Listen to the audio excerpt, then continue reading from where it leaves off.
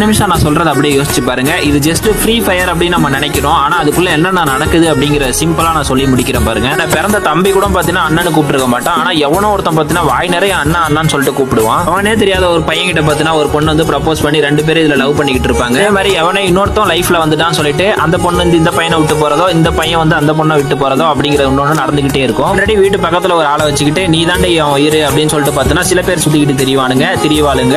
ஃபுல்லா வேலைக்கு போய் கஷ்டப்பட்டு நைட்டு வந்து நிம்மதியா இருக்க மாட்டோமா அப்படின்னு நினைக்கிற டைம்ல ஒரு 2 மேட்ச் போடுவோம் அப்படின்னு பாத்தீங்கன்னா சில பேர் ப்ளே பண்ணுவாங்க.